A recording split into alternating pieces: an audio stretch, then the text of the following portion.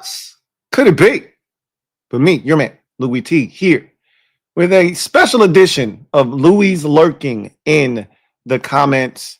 Haven't done this in a while. This is more of an off-season thing, but I thought it was really appropriate right now with the state of the team. I've been really centering my Commanders Nightly News lead stories around your involvement, asking you questions. You hear from me all the time, and I'm always curious as to how you guys feel about a lot of these different topics that are going on with the team, things that I have to say.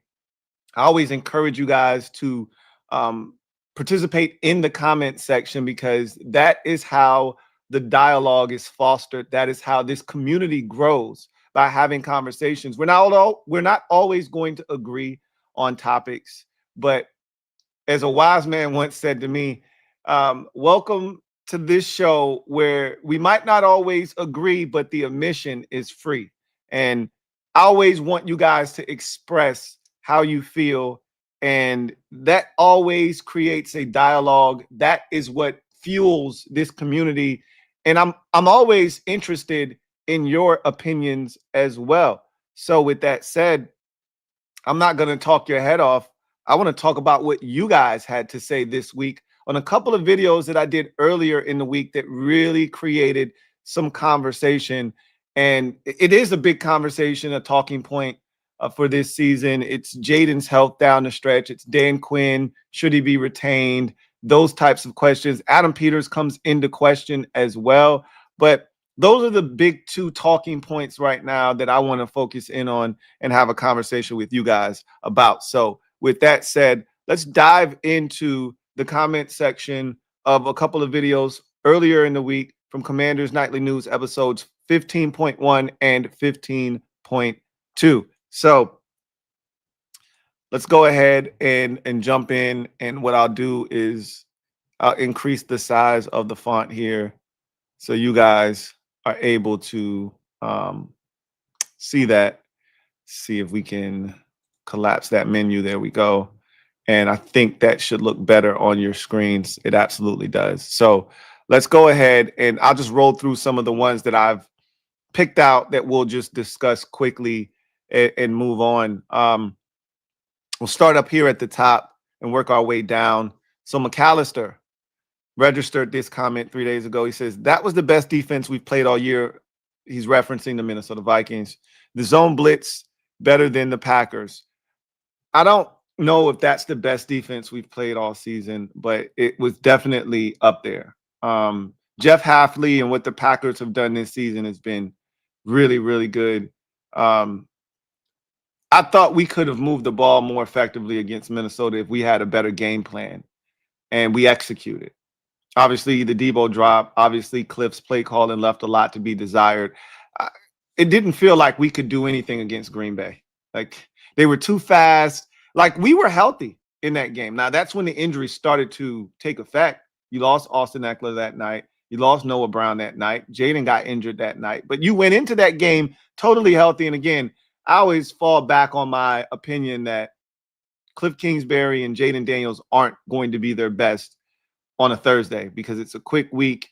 It isn't the type of reps that they need to be at their best, their sharpest.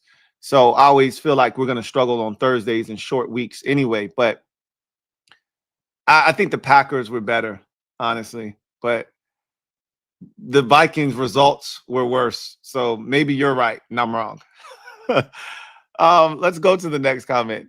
Off to Another World wrote this a couple of days ago. We're just going through it. But to take a look around the league, you'll see unlikely teams struggling. Kansas City, Philadelphia, Baltimore. It's like an alternate universe situation. We just got sucked, pun intended, further into the black hole. At least we have injuries and a lack of time on task as an excuse. Who thought a Patriots and Bears, or who would have thunk a Patriots and Bears, Patriots and the Bears could be going deep into the playoffs? Thanos clearly snapped his fingers this year. It is one of those types of seasons. I know Rio and myself have talked behind the scenes multiple times and talked about just how drunk this season is. I wouldn't put us in the class with the Patriots, or excuse me, with the Chiefs and the Eagles and teams that are perennially good, right? Triple P's, as I like to call them. We're not there, right? We don't deserve to be in that conversation, but and until we prove that we can be a consistent winner, we're just a part of the parity that exists in the NFL. One year you can be good, the next year you can suck. That's most of the NFL. Stands for the upper echelon, or as I like to call them, the upper crust of the NFL. Those are the teams that seem to be immune to the up and down nature of the NFL. The Packers, the Chiefs, the Ravens, right? Even though they're struggling this year, I still think they're going to find a way into the postseason. Teams like that, right? They seem to be able to avoid the up and down nature that is the NFL of, injuries, poor luck, etc. They seem to always bypass that or overcome obstacles that may be placed in their way to finish with a winning record or just, be a playoff team, be a Super Bowl competitor. Buffalo is another one of them, right? So we're not there. But to see Buffalo struggling a bit, right? Like they're not going to win their division more likely than not this season. Kansas City may not even make the playoffs.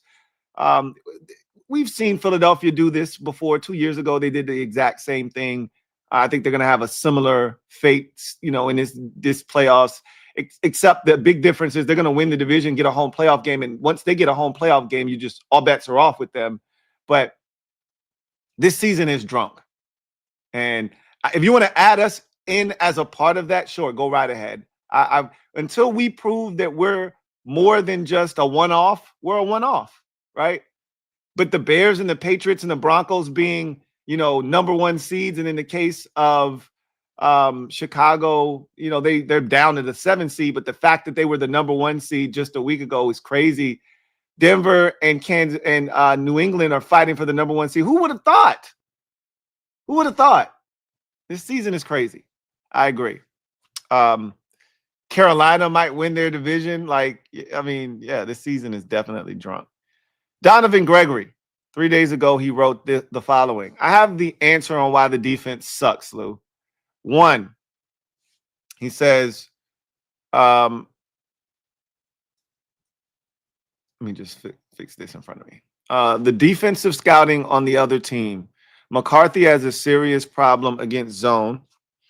Why? Because he can't deal with pressure, which means DQ played half the correct defense.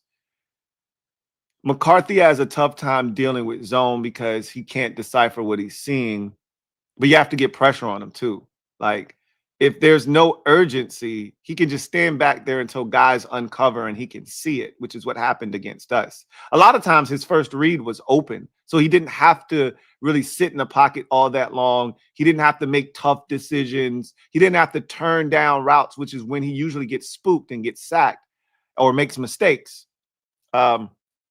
So you're not wrong. They played half of the correct defense, but they don't play it well. I've talked about this. We don't play tight zone coverage. Our zones are saggy and loose, and they're easy to navigate, and guys are usually running wide open in our zones.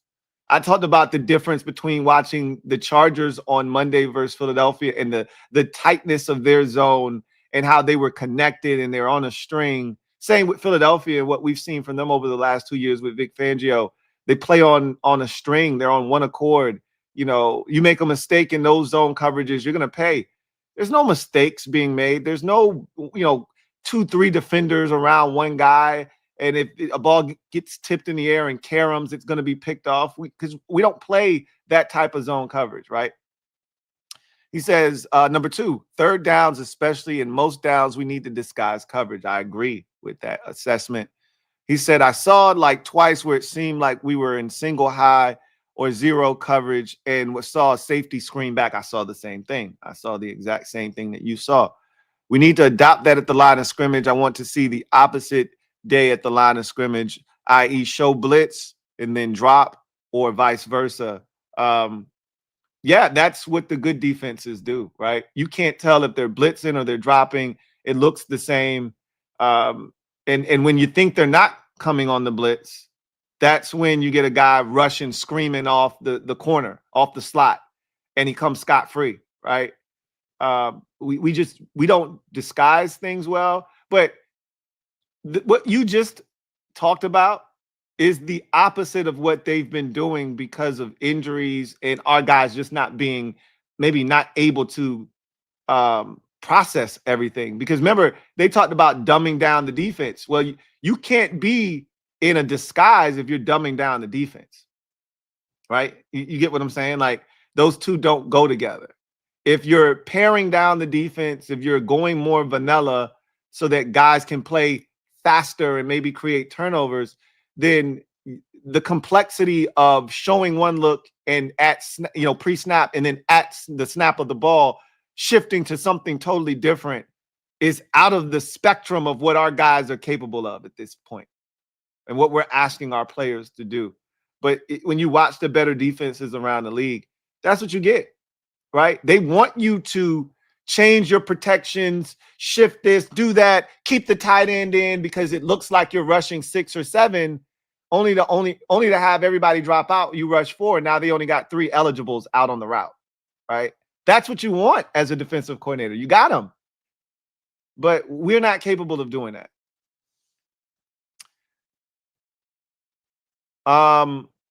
For RHS says Herbert plays after having freaking surgery. They're just gonna shut Jaden down. If so, I was wrong about him. I don't understand why this is a hard concept to understand. Herbert and the Los Angeles Chargers are playing for a divisional crown. They're fighting for a playoff spot. The Chargers are 9-4. They were 8-4 going into the game against the Eagles on Monday night. I don't understand why it's hard for people to understand that you play through injuries when your team is actually good and you're playing for something. We saw Jaden do it last season. I know you're not questioning his toughness. He played through injuries last season because we were good. That's what you do. You play through things when there's actual purpose. There's no purpose to this season. You're 3-10. Your season's done. You're playing meaningless football. Why would you go out there at 70%, 60% when you're 3-10? Herbert's gutting it out because his team needs him, and they're chasing after a divisional crown and a playoff spot. I don't think that's a hard concept to wrap your brain around. I don't understand. Those are not the same situations. I don't. Justin Herbert, just so we're clear, was kept out of the Chargers season last year at the end. Okay? Or 2 years ago, excuse me, because Harbaugh was there last year. They made the playoffs and they lost in wild card weekend to the Texans. 2 years ago, he was held out of the rest of the season. He could have come back. But why? Clearly, the Chargers season was over with. There was no reason to put him out there. Let's get him next year. Wham Bam 21 writes, DQ needs to go. He's the 25th best head coach in the NFL. AP is also on the hot seat. Barely an NFL defense and too many missed picks and signings. I don't know where DQ ranks among NFL head coaches. Obviously, that's subjective. Okay. I can't. I don't think he's top 10. Probably somewhere around top half of the league is my guess. Somewhere in that 16 to 18 range would be my guess. Maybe even higher. You know, there's a lot of lousy coaches around the NFL. Like if you think he's 25th best, wow, because there's a lot of bad coaches in the NFL. You know, we're about to see we've already seen 2 or 3 get fired, and we're probably going to see another 3 or 4 get fired after the season. I mean, I'm assuming that's where you're putting him. After all the guys that are getting fired, then there's DQ. That's what it sounds like, which that's not true. But I get it. I get the frustration. AP is also on the hot seat. Barely an NFL defense. Again, you got to take into consideration what has transpired with this team this year. You know, you can't be a prisoner of the moment. It's easy to be because you're living in it. You're going through it right now. This defense didn't look like this in weeks 1, 2, or 3 for that matter, when we weren't as banged up. But the injuries started to take effect in week 2 and 3. And by the time you got to week 4, it started to shift. By the time you got to week 7 and you lost Dorrance Armstrong, it was over practically for the defense at that point. So again, if you want to question AP on the missed picks and some of the signings, go right ahead. We've talked about why this team looked the way that it did this season. They went for it. And I don't think any of us blame them for going for it. I don't think you blame AP for going for it.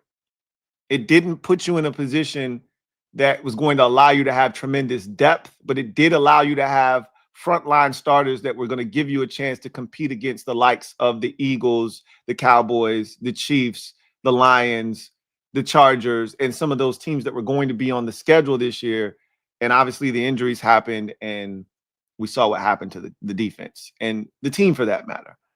But again, there are a lot of people that think Adam Peters, or excuse me, Dan Quinn needs to go. And I can't necessarily say that I disagree with the thought that he's not good enough. I'm not advocating for him being fired, but I understand where people are coming from, right? I feel like this season, despite all the injuries and all the things that have happened, the product on the field shouldn't be as bad as it is. I don't care who's on the field. You have to be able to produce a better product than the one that we've seen. And that's the part that's hard for me to stomach, if that makes sense. F Jam Boy, thank you for the comment. He writes, time to move on from Cliff and get a real OC who runs the Mike Shanahan zone scheme. I'm tired of seeing this inept college offense. If the Mike Shanahan tree bared fruit that was easy to pick, I'd be on board. How many more Shanahan disciples are there really truly out there that are ready to be head coaches? Are there any that actually exist? I'm interested. If they are, sign me up. I don't think Mike McDaniel is getting fired. If he is, I'm interested. Sign me up.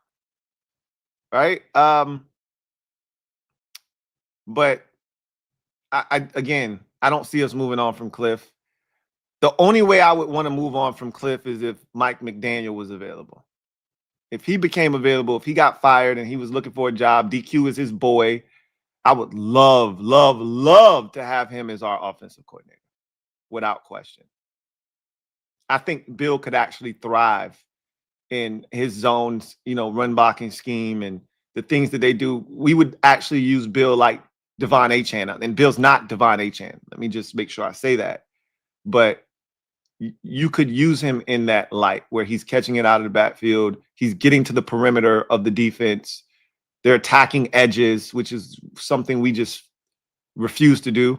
So I would love it. I would love it. But I don't think Cliff's going anywhere.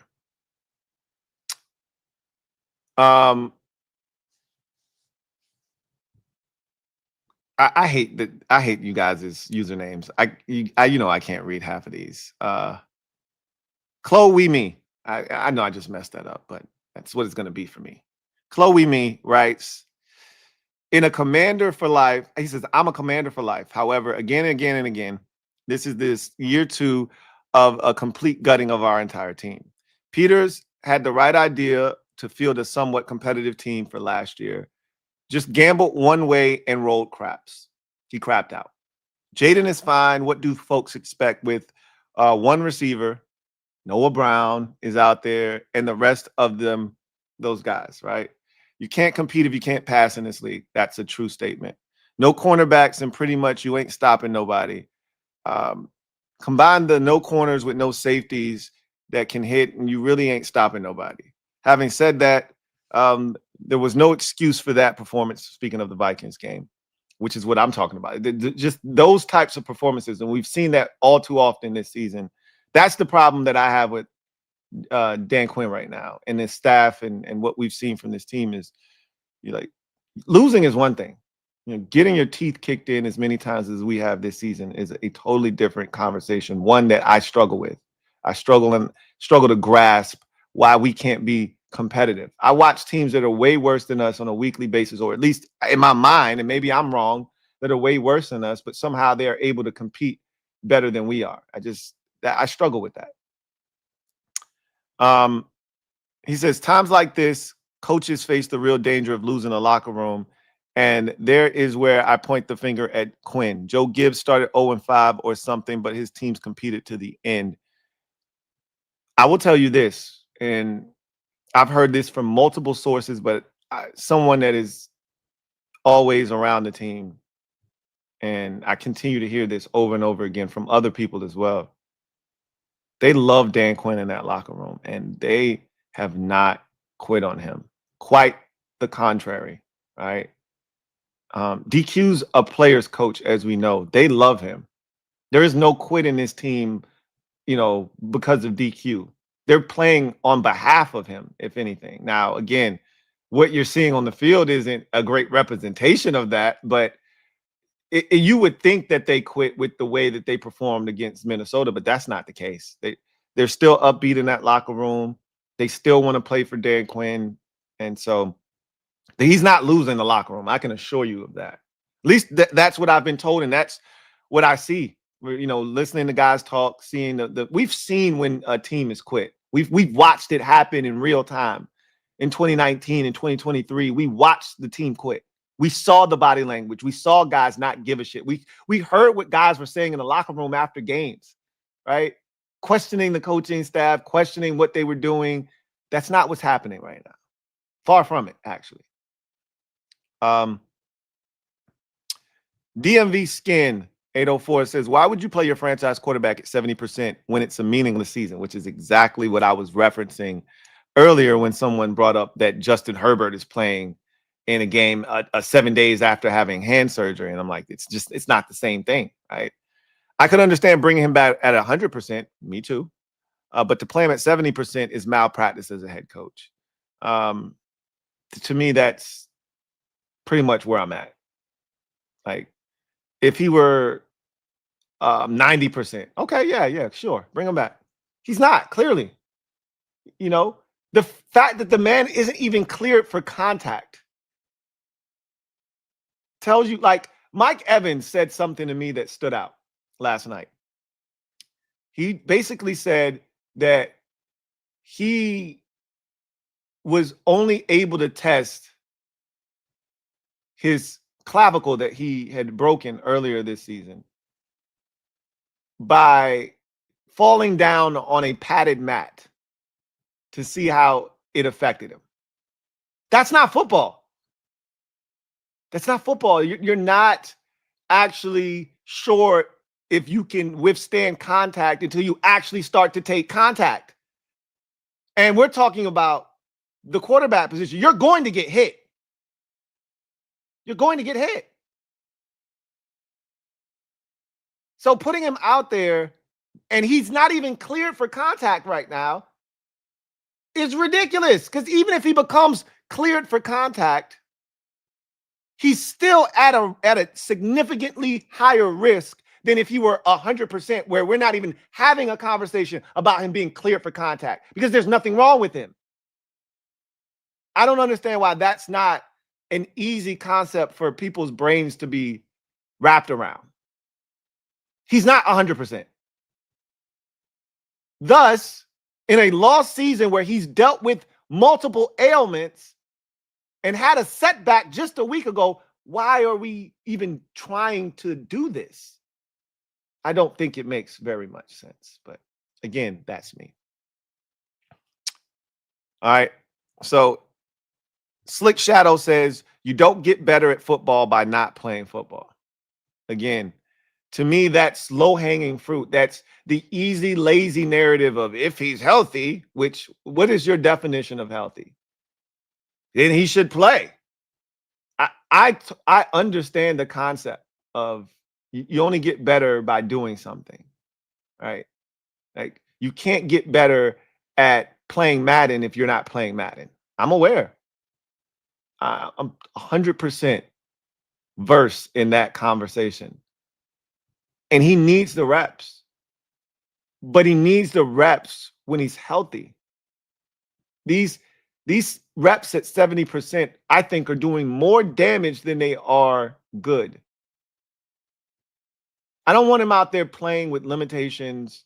I don't want him overthinking situations. I just want him to go out there and play his brand of football. I don't want him out there, having to consciously think about, should I stiff arm this defender? How should I fall on this play? Should I not protect myself? Should I protect my elbow? That's what Justin Herbert, he had to make business decisions, and he still played through it on Monday. He had to, I'm going to fall here. I should probably fall with my left hand up in the air here. He had to consciously think of those things as he played the game on Monday. I don't want Jaden Daniels to have to do that.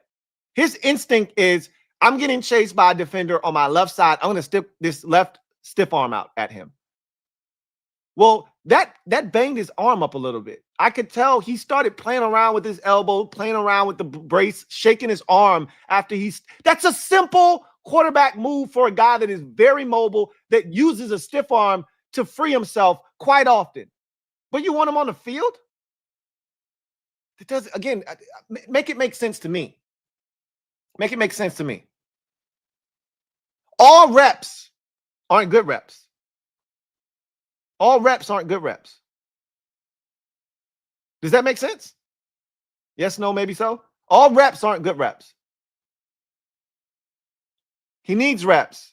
He needs the right reps at this point. That was from episode 15.1, right? Let's go ahead and transition to episode 15.2.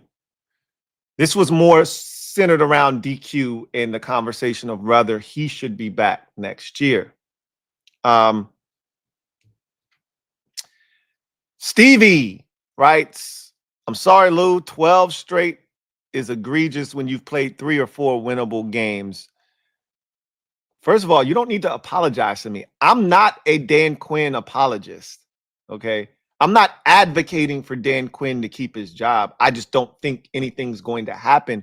I don't think it should happen either, but I'm not arguing for it either way. I'm as neutral as you can get here. If they decided the day after the season to can Dan Quinn in favor of fill in the blank, I'd be all for it. I'm not going to have any objections to it necessarily. I'd have to like the hire that is made, but you don't have to apologize to me because I'm not a Dan Quinn apologist. But I do recognize what he did last year and what has happened to the roster that he thought he was going to coach this season. You're not wrong about 12 straight, though, if they don't win another game this season. And again, I always harken back to the 5 games of 3 losing games, the 5 games you've lost by 3 touchdowns or more. I always harken back to that. That's a bitter pill to swallow at this point. It's hard for me to envision that that's okay. And you may have 1 or 2 more added to that ledger. That Philadelphia game, both Philadelphia games could get ugly because I think they're going to need that Week 18 game because I think Dallas is going to win the rest of their games. And if that happens, if Dallas wins their next 3 games, it forces Philadelphia to have to win in Week 18 to win the division, right? So, again, I don't think if you don't beat the Giants this week, I don't think you win another game this season. Because you're not better than Philadelphia and you're not better than Dallas. Big Energy Company writes, I'm rocking with DQ. AP needs to wipe the dumbass smile off his face, stop with the stupid quips, and sign Tunzel early. Resign Payne early and any of the undeniable talents that are already on this team. Put down that glass of, quote, I'm hot shit because I drafted an all-world QB, close quote, and get some defensive ball players that aren't UCLA alums and didn't play for the 49ers. That Matt Gay shit cost us 2 games, the Bears game and the Dolphins game, and get actual playmakers and ensure next season of free and ensure you start next season free of drama. Excuse me. Sold us on Bill, sent it, and you let Diami get out of here for next to nothing. Guess what? We needed him and Jahan this year, didn't we? I wouldn't go as far as to start trying to bring guys like Jahan Dotson and Diami Brown into the mix. I will say, I think a lot of our fan base really downplayed the importance of guys like Diami and OZ. I'm not saying that they should have been brought back, but I don't think they did enough to replace what those guys brought to this roster. They thought Jalen Lane was going to be a deep threat. I didn't see it on tape. So if you thought that Jalen Lane, and they drafted him to be a special teams player, that's what we saw the video. They were telling L to the Izzo that they were going to draft him. He was all excited. They were drafting him because of his special teams prowess, not because of what he was going to do for this team at receiver.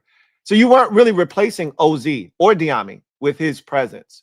Maybe you were banking on Luke McCaffrey year 2 of him stepping up, but you never replaced the deep threat that was Diami Brown. You never did that. And most of us looked at OZ as an upgrade, Debo is an upgraded version of OZ. Like, we don't need OZ. You got Debo. He can do all the things that OZ did for us last year and at a much, much higher level. But we all assumed, wrongly, I might add, that you had a number 2 receiver in Debo and you were going to have Noah Brown. But we didn't have Noah Brown, and then Terry got hurt. And if you had OZ this season and Diami this season, even with Terry getting hurt, you could have still fielded an actual NFL offense. Instead, you had the blind leading the blind, essentially. So Jahan has nothing to do with this. We've been removed from Jahan Dotson for 2 years now.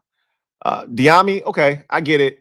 Although I'm not going to sit here and argue that Diami, he got $10 million in Jacksonville. Like, who was trying to pay Diami Brown $10 million? I mean, I'm happy for him, but he says he let Fowler walk for pennies on the dollar. Could have used him, huh? I just thought a guy that got you double-digit sacks would have just been back. Just was my thought process. But again, they went out and they got great value Dante Fowler Jr. and Jacob Martin, and he was solid for us. He was solid for us, but he didn't have the impact that Dante Fowler Jr. had for us last year. That's for sure. Johnny Newton, we could have used Chin. That $2 million you saved cost us big. Again, Jeremy Chin was solid for us last year. I don't want to make Jeremy Chin out to be some Pro Bowl, all-pro type safety, but was it better than what we've gotten out of the safety position this year? Probably so, yeah. Jeremy Chin was better last year than what we've gotten out of the safety position this year. So, Mr. Super Talent Evaluator, what the hell were you doing this summer when you weren't calling Terry back? Chump. And look, all of this is within reason. Again, this is what happens. I talked about this 2 months ago.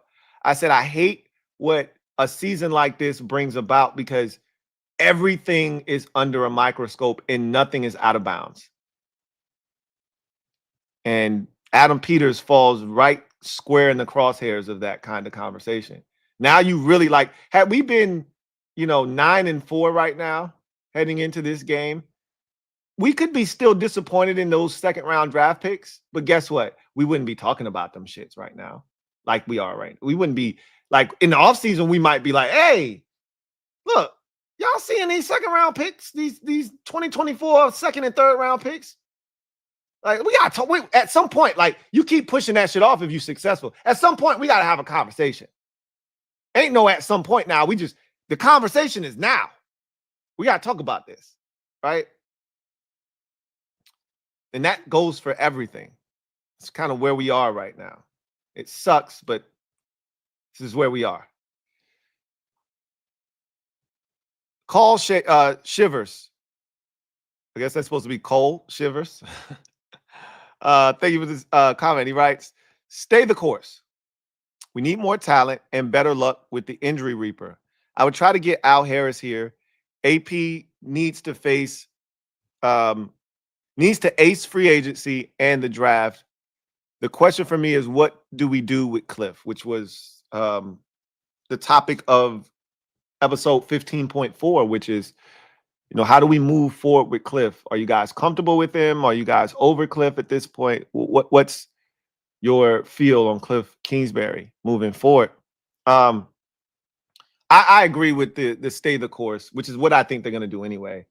But I do think one more year minimum is, what should be done.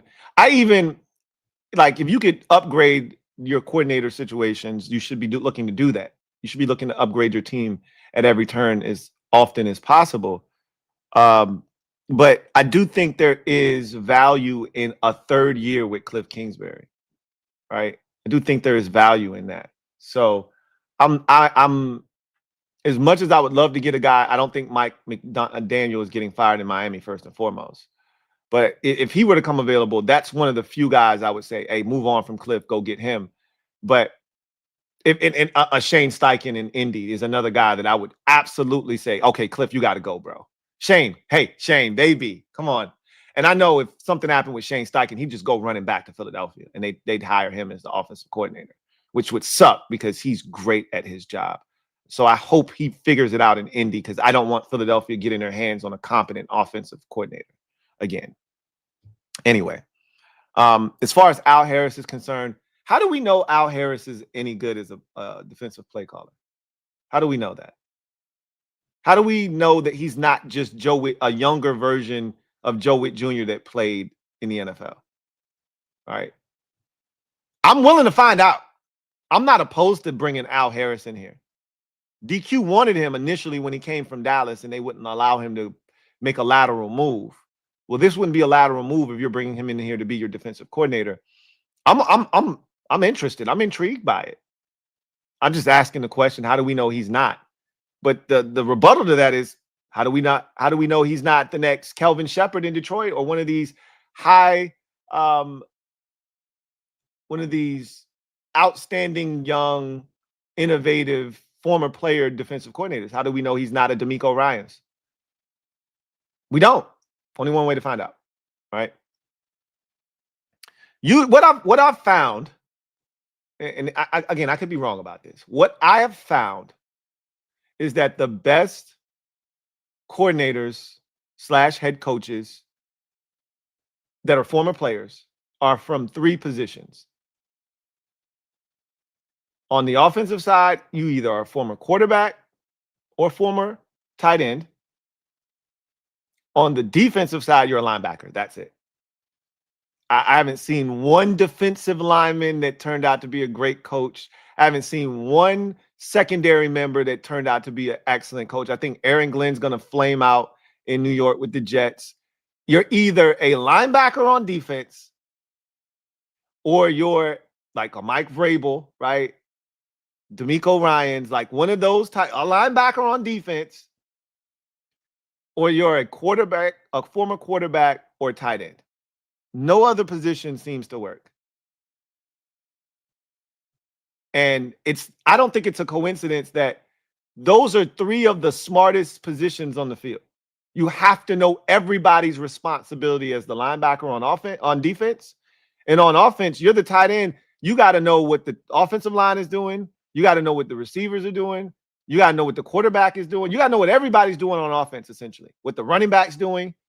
It forces you to learn ball as a tight end. And then obviously the quarterback has to know what everybody's doing, both sides of the football. Anyway, I digress. Kevin Bennett writes, DQ is a good coach. We just had too many injuries this year. Play calling wasn't always the best, but still the injuries killed us. HTTC. DQ is a good coach, but is being a good coach good enough? I don't think most people would disagree with him being a good coach. I know some would. We had someone say he was the 25th best coach in the league. That's not a good coach, if that's where you think he's rated. I think most people think he's a good coach, but is good enough? Is good enough? I can tell you what a great coach doesn't allow to happen. this year. All the ass whoopings that we've seen.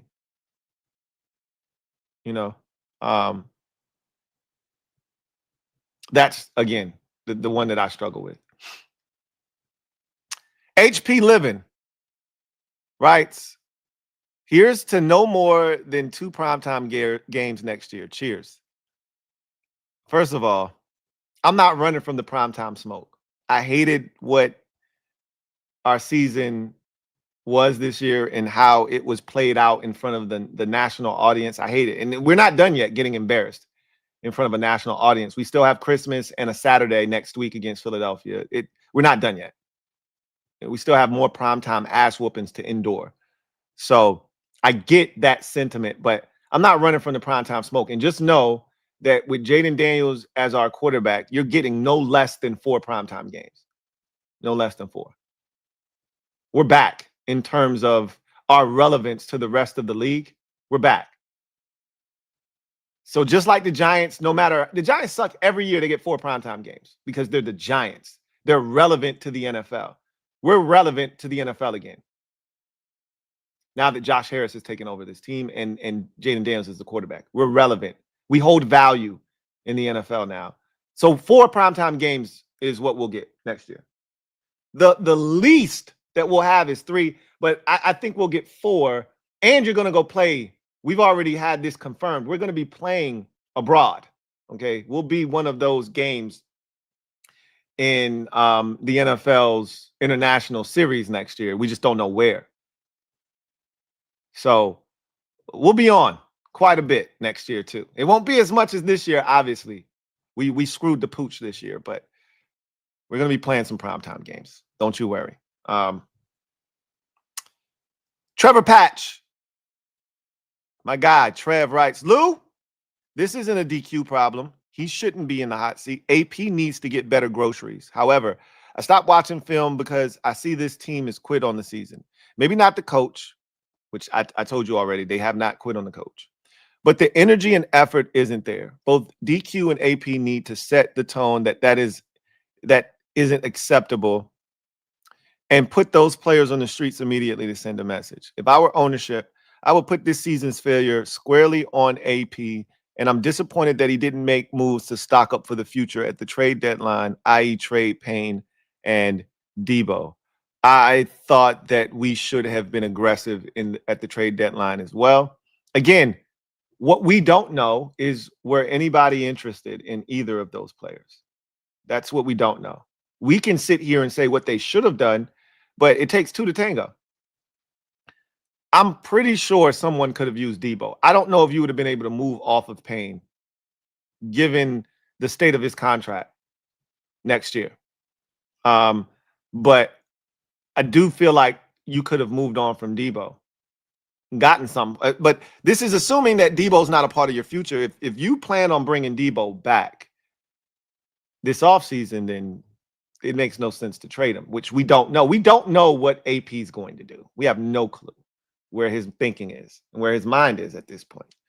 But I was a little disappointed. I won't lie that we didn't do something at the deadline. But again, we don't have shit that anybody wants. So can't be that, disappointed because who do we have that actually holds value around the league? You named probably the 2 guys. And again, they may be a part of the problem or the solution here, not the problem for the Adam Peters and company. So I don't know. As far as the effort is concerned, I think you might be onto something. I've never felt like these guys are half-assing it or mailing it in, but DQ has even questioned he led his press conference today, and we'll talk about what he said, but he said he needs urgency from the team. I listen, when I hear the word urgency, I hear effort. I'm not seeing enough effort. Urgency, I equate urgency to effort. If we're not talking tempo, of course, right? Hurry up. That's the literal sense of urgency. I don't think that's what he's referencing. I think he's talking more so along the lines of, I need more effort from you guys. So, maybe that's the case. You get beat 31-0 kind of feels like that's the case. And generally in this league, that's how you get blown out, is when the effort doesn't meet, match, or exceed that of the opponent. Because if you play hard, even if you're not good, you play hard, you'll win games, you'll be in games. I've said this about Carolina. I don't know if you guys, a lot of you don't give a shit about other teams, but I've said this about Carolina so many times this year.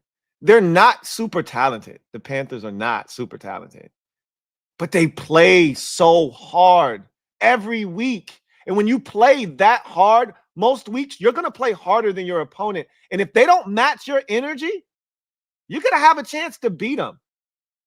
They're not more talented than Green Bay. They're certainly not more talented than the Los Angeles Rams.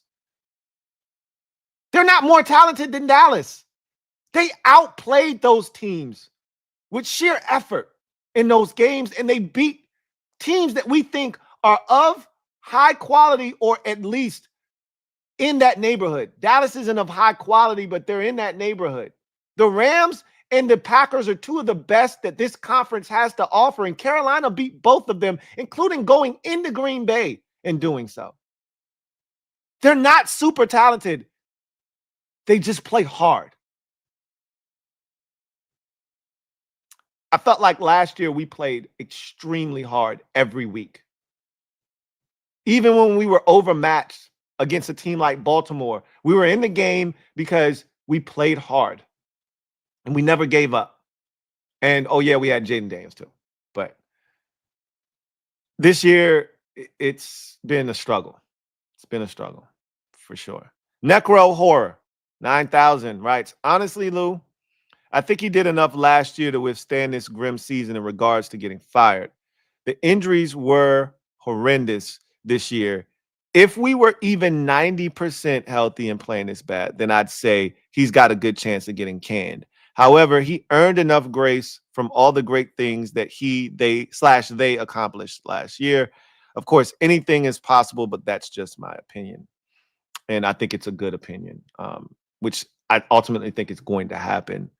And I kind of said something similar, that if this team were, I would put it at like 75, 80% healthy, and they look this bad, he would be in trouble. But this is unprecedented territory that they ventured in from an injury standpoint. It's just, you can't win in this league with the amount of injuries that this team had this season. It's just not happening.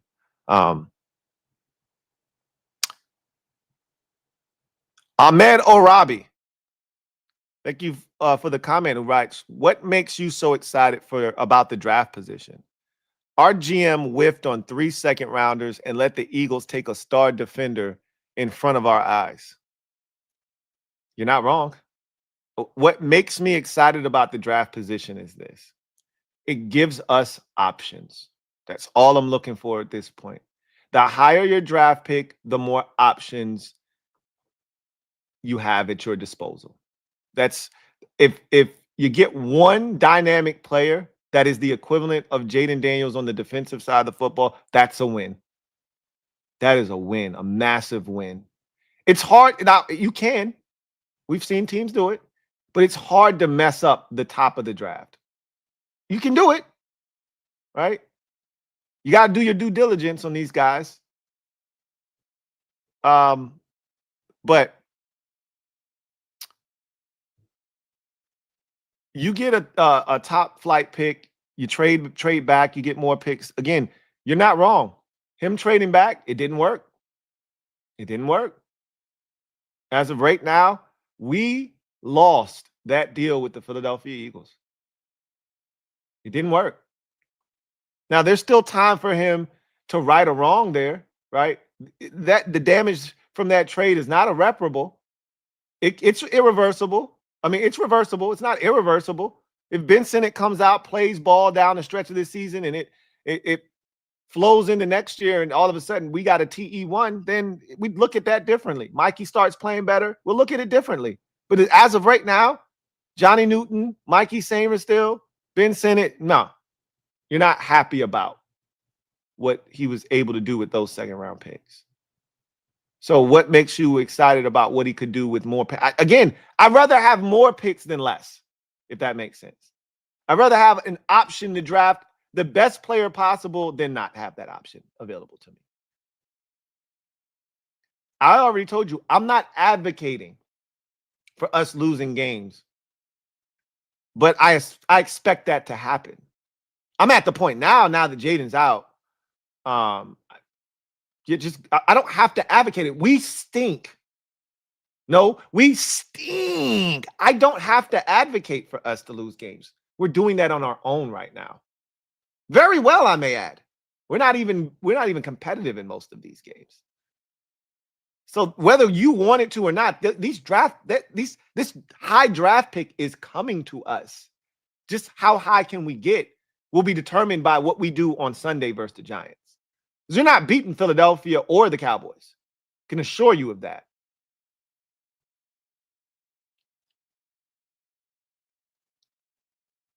Stephen Strong. Right? So let's say we get a third or fourth overall pick. We pick a really great player. Then we don't pick again to the third round. That's the bed we made, and we lie in it, Stephen. Don't you want an elite player at 3 or 4? Don't you want a defensive player that is the equivalent of Jaden Daniels on the defensive side that gives you a guy that teams have to scheme against? Don't you want that? It sucks not having a second round pick, but I just look at it as our second round pick is Laremy Tunsil. I can live with that. I can lay my head down on my pillow at night knowing that in the second round we took our left tackle of the foreseeable future, and we're going to re-sign him to an extension this offseason. I can lay my head on my pillow at night and rest easy knowing that that's what we spent our second round pick on. I'm okay with that. I'm okay with that. I'm not even sure that the first round pick we drafted, I feel confident, and I can't say that with 100% certainty. I can't confirm nor deny that at this point of his young NFL career, but he's not going to be Laremy Tunsil. We spent the first round pick on him. We gave away a second round pick to get Laremy Tunsil. I feel good about that. So if you tell me that we come away with one of these elite defensive prospects with the third or fourth overall pick, and we don't pick again to the third round, I will live. I'll survive. I promise. I'll be okay. It beats the alternative of trading back to 8 or 9 and then ending up with a solid prospect. A solid one, but not a guy that necessarily moves the needle. We got enough of those on the roster already. That's our problem now. We don't have enough of those elite blue chippers. And again, you don't have to be the third or fourth overall pick to get a blue chip player. You can get a blue chip player at 8, 9, 17, 18, 26, 27. You just got to know what you're doing and what you're looking for. Again, does AP know what he's looking for? I don't know. None of us do. The sample size is too small. And the sample that we've been given thus far leaves a lot to be desired. It creates tons of doubt. So, again, we'll see. King of the North. Right? DQ is very similar to Ron Rivera, in my opinion. Let's not forget, Ron also took a team to the Super Bowl, too. They are both great leaders, good culture setters, and good at the big picture stuff. Dan is a little bit better at the details, but neither would be considered a football genius. That's what I wanted for us. A young, brilliant football genius that can lead the team. Seattle and Chicago got that type of coach, and look at them now. DQ can survive a 3-14 season? Question.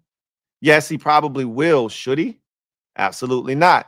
He definitely wouldn't if I was in charge. I have no faith in him firing and hiring the right coaches to get this scheme elevated to win big again. He might surprise us, though, but I'm skeptical. So I agree with you from this standpoint of I too wanted a brilliant mind, which is why we wanted Ben Johnson. To say that Seattle and Chicago got that type of coach and look at them now, I'd say maybe Seattle, right? Seattle was solid. They just missed the playoffs last year. And then you look at them this year, they're really good. But Chicago is us from last year. Like, I can't, they're winning a lot of close games. I can't say that Chicago's good and that what happened to us this year won't happen to Chicago next year. Like, Caleb Williams still hasn't shown me that he's like that. I don't know if Chicago is like, I do know that Ben Johnson is exactly what I thought he was as a play caller and a designer of offense, and he's really good at his job. I question him as a leader of men, and we'll see that over time. It's easy to lead men when you're winning.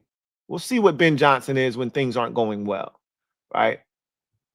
They're doing what we did last year. Let's see it again next year. That's my rebuttal to that statement, but I agree with you. I wanted a brilliant football mind as well. We all did, you know? We didn't want the retread, but we'll see what DQ is, man. Like, this season is a defining season for him because we'll see how this season finishes out. I again, if they don't beat the Giants, they're not winning another game this season. So you're 3-14. How do you respond? How do you get up off the canvas? You were knocked down and damn near out.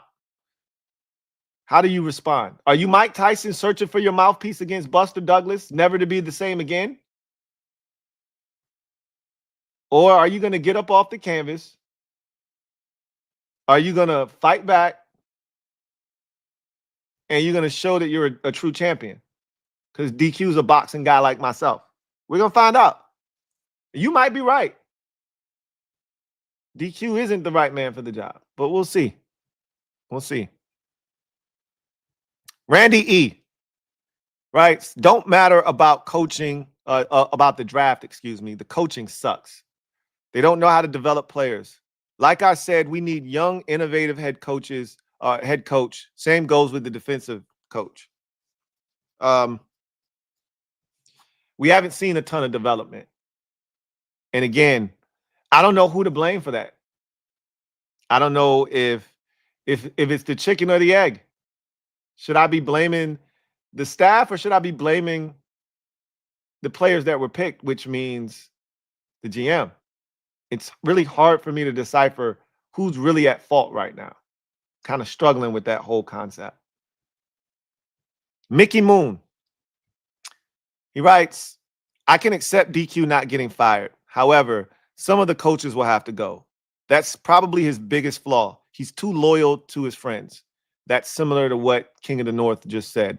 You blame Tommy Donatel. I was really kidding about Tommy Donatel. That was a joke. But maybe the problem is Jason Simmons. Maybe also Daryl Tapp is not good. I'm not saying, I don't know, but they can but they can't bring the whole crew back. We don't know who the problem is. Daryl Tapp was coaching you, me, and two other Joe Schmoes off the street this year. How do we know if Daryl Tapp's a good defensive line coach or not?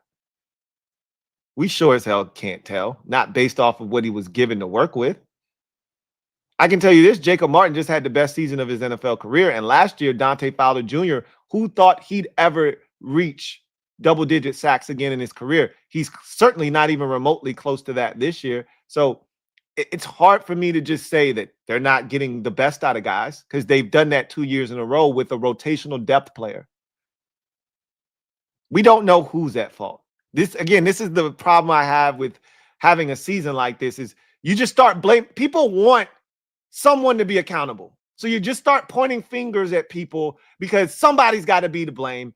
But we don't know who is at fault. We just want a scapegoat. We don't know if this staff sucks or not. We don't. But we got to have somebody to blame, right? Like, that's a dangerous place to be. It's a dangerous place to be. Brave Star Eric writes, fire Dan Quinn. And I like him as a person. But he has some bad qualities that I believe are unredeemable. For one, he makes horrible decisions, game management issues, hired washed coaches, He is delusional when it comes to evaluating the team's production, which leads to him taking too long to make adjustments. For example, the Joe Witt situation. And a big one is that he isn't developing any of our young rookie players very well. Not giving Rodriguez enough playing time, and being a defensive coach, we deserve better from his defense. Corners are going to new teams and playing better.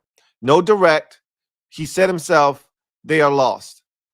It's time for new blood at the coaching position for sure.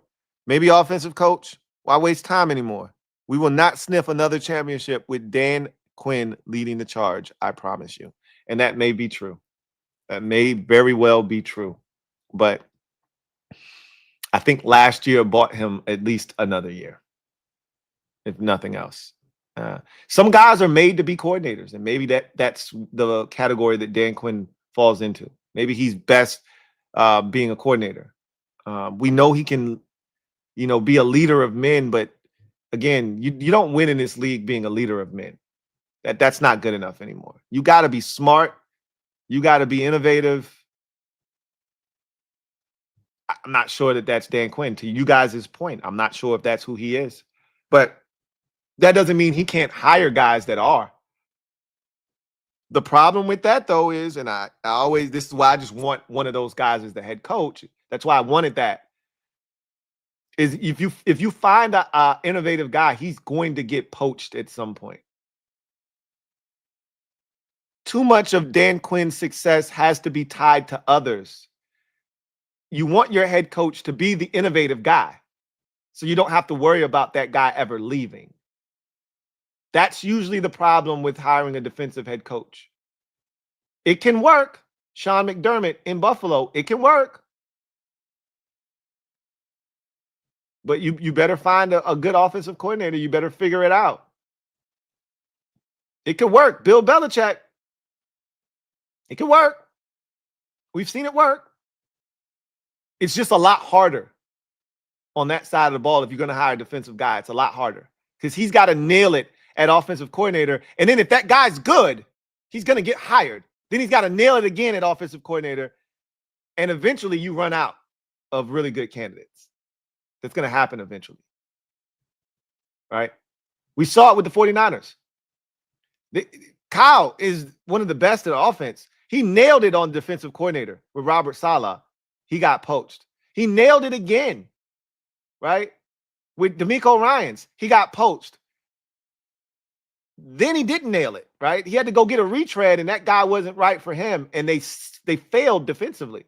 He got lucky that by the time he had to circle back, the first guy that he hired in Robert Saleh was now available again, so he could go get him back, and now you see the defense playing well again. It's not a coincidence. Anyway, I digress. So, got a couple of supers. We'll get out of here. Chloe Me. Stand up. You are the newest member of the MOBB mob. You know what to do. Show Chloe Me some love. Welcome him with open arms. Show him what it's like to be a member of the MOBB. Welcome to the squad, Chloe Me or We Me. Reedy Davis, thank you for the super chat. Greatly appreciate you. Thank you for being a member of the MOBB. Reedy Davis writes, LT, just call me Mr. Wait and See. Everyone given 3 to 4 years to get right, then you clean house. I'm with it. Next year would be 3 years. I'm with it. I can't imagine next year being as bad as this year. There's no way, right? Reedy Davis, double up, thank you for doubling up. Who writes, that's our problem. We got people nobody wants. That's been our existence for quite some time now.